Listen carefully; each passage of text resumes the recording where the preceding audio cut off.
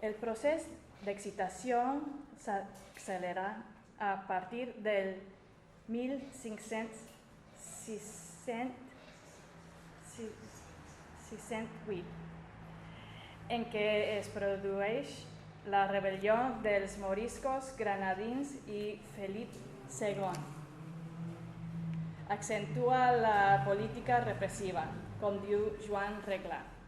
En l'opinió del rei i dels seus consellers, els moriscos havien esdevingut una verdadera cinquena columna que feia el lloc a les dues pressions exteriors que sofria la corona, l'otomana i la francesa. Les propostes d'expulsió que mentrestant havien estat esquivades ara passen a adquirir un aire de necessitat ineludible. Només el temor al desastre econòmic que se'n seguiria retarda la decisió quirúrgica i fulminant. En el fons no eren els valencians, els cristians del País Valencià, els que més interès hi tindrien, tot i que sobre ells pesaven directament el perill sospitat i l'anarquia quotidiana. Certament, el baix poble no cedia en el seu odi antimorisc i un gran sector, sinó la totalitat de la clerecia es mirava el problema a través d'un prisma sectari, però la noblesa aspirava a retenir els moriscos. Els senyors volien conservar, fos com fos, aquells vassalls tan productius. Todo el tesoro de ese reino y la vida de ellos estaba en la conservación de los moriscos, diu un document. La burgesia, ben mirat, havia d'estar amb la noblesa. En aquest punt, un bon pessic de les seves rendes procedia d'inversions agràries, dependents del treball morisc en últim terme. En 1608, l'arquebisbe Joan de Ribera ho advertia a Felip II o tercer.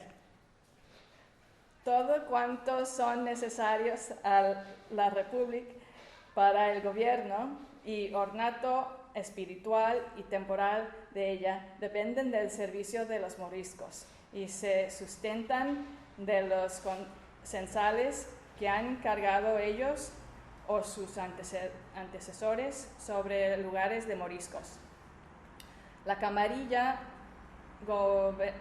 gubernamental de la monarquía, la oligarquía latifundista castellano-andaluza, era realment el grup promotor i defensor de l'expulsió.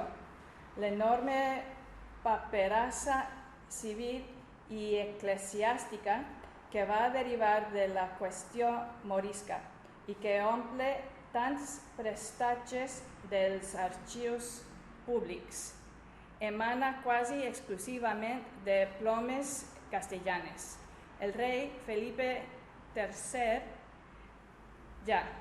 i els seus assessors no pensaven sinó en les derivacions polítiques que la situació podia tenir.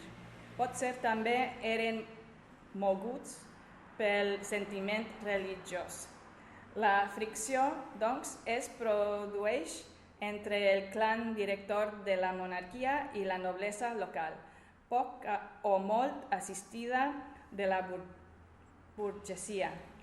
Els senyors valencians encara aprofiten els destrets econòmics de la realesa per a aconseguir una demora de l'expulsió que semblava imminent.